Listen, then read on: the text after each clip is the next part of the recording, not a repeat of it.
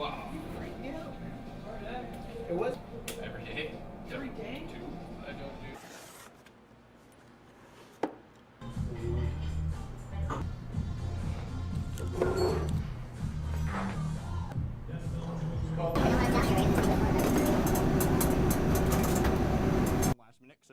It's the first time we ever get to run the resto ourselves and be the chef.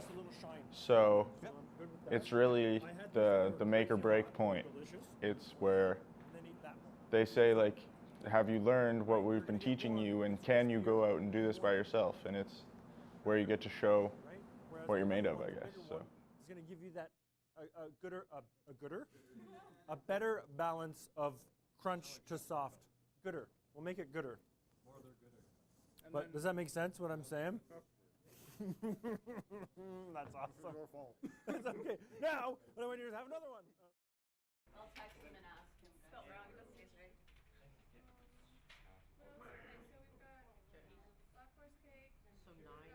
Oh, okay. So like, it's great to have that broken out, and then so if we have to wiggle it around and eliminate stuff, it's always good to know. Hello. Hi.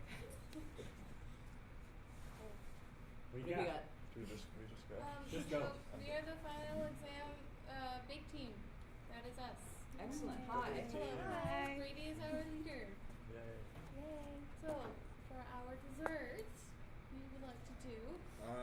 We were thinking of beignets, the little New Orleans stuffed donuts. Honestly, what we have, I feel, is a really great start to our end product. I'm really excited about our dessert, like it's beignets.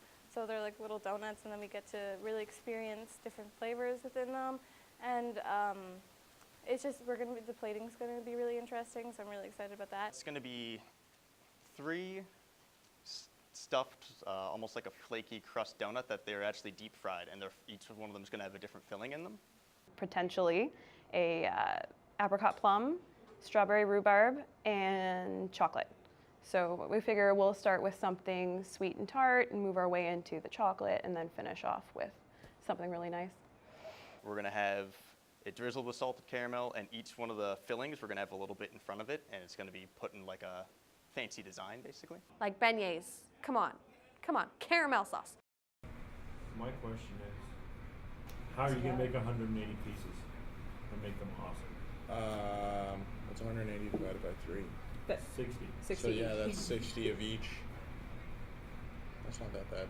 I don't think, anyway. So there's 2 reasons for that I'm asking. One is because basically you got to make 180 pieces minimum, right? If they're going to be sexy squares like that, you're probably going to have to make about 220, somewhere in that range. My real concern isn't about the amount, it's about the time. We've all had beignets. We know how delicious they are when they're hot and fluffy and coated in stuff and stuffed with things. It's amazing. How do you do that? Well, I mean, everybody loves donuts. So as far as, from a flavor perspective and a texture perspective, all of those things, I mean, if they're done well, they are fantastic. If something goes wrong, it's a huge risk. And if they're not served at their exact moment, at the freshness peak, they can just be boring in donuts, right? Our second option is a deconstructed Black Forest cake.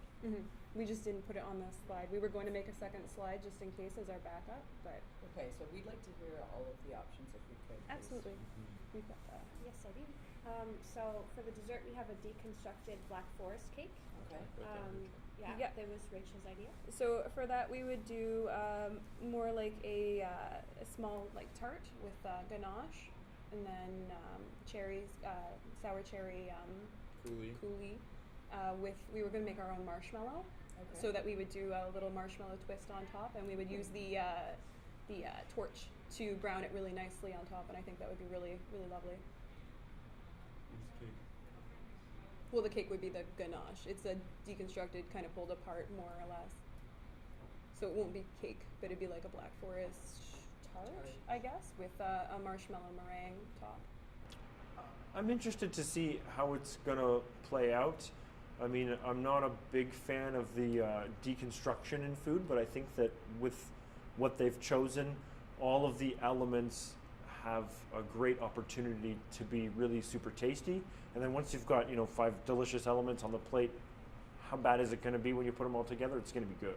So I'm confident. I'm interested to see how the plating is going to play out and how it's going to look on the plate. That's what I'm interested to see. The Black Forest concept I find exciting. Okay. So, I mean, I think that if you're going to call it a deconstructed Black Forest cake, we need to have cake in there somewhere. Okay.